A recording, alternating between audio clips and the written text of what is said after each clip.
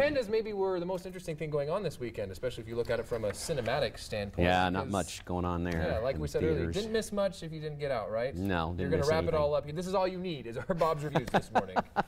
Well, let's start out by telling you it was the worst box office total in 10 years. Ouch. And the first time since 2008 that no movie could pull in at least $10 million. The week box office champ was The Possession, which pulled in just $9.5 million for first place. Lawless was second. The Words could only muster $5 million for third place, and no other new release made it into the top 10. The one bright spot, 2016 Obama's America became the second highest grossing political documentary ever, with $26 million so far. While Saints and Soldiers Airborne Creed is a bit amateurish and lacks some authenticity and polish, it does have an involving story that is surprisingly moving. If you overlook its weaknesses, there's a decent film inside. I kind of liked it. 3 stars out of 5. The Words is a story within a story within a story. That makes for a very confusing film that is genuinely so-so. Just about the whole movie's told in flashback. There's a flashback of the flashback. That makes for an uneven film, which tends to get the audience lost. While the cast is adequate, the story isn't.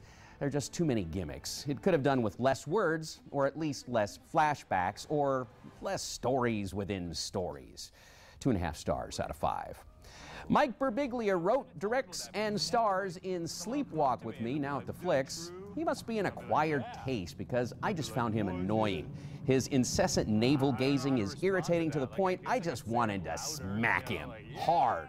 The guy questions his ability to breathe, and he delivered a bland, unfunny movie. 2.5 stars out of 5. In the cold light of day, Bruce Willis and Sigourney Weaver seem to be in check-cashing mode, like other aging stars who seem to be willing to appear in the worst drivel just for a paycheck. Willis is in the movie for about 10 minutes, and Weaver is, well, let's just say I hope she meant to be that funny. Star Henry Cavill is going to be the next Superman. I hope he takes some charisma lessons before then. This inept, unintentionally hilarious film is a Taken wannabe with rogue CIA agents selling secrets or something. If you bought a ticket, you're feeling the cold light of being taken. 2 stars out of 5. Branded is nonsensical mishmash that is bad in epic proportions. Here's a quick rundown of the plot.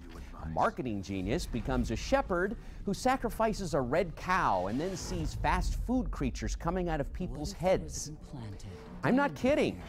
The Russian filmmakers must have gone on a 2-week bender with some vodka brewed from cow dung and greasy McDonald's wrappers when they wrote this.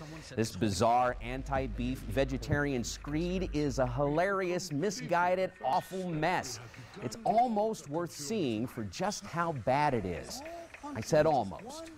A marketing genius becomes a shepherd who sacrifices a red cow and then sees fast food creatures coming out of people's heads.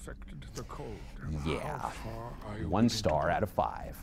For my reviews, a look at this week's DVD and Blu-ray releases and more, head over to my website, BobRichardsMovieReviews.com, or link to it at IdahoOnYourSide.com. So a vegetarian film, and yet I bet if I were to watch it, I'd probably end up hungry for beef. You right? would? I'd probably, yeah.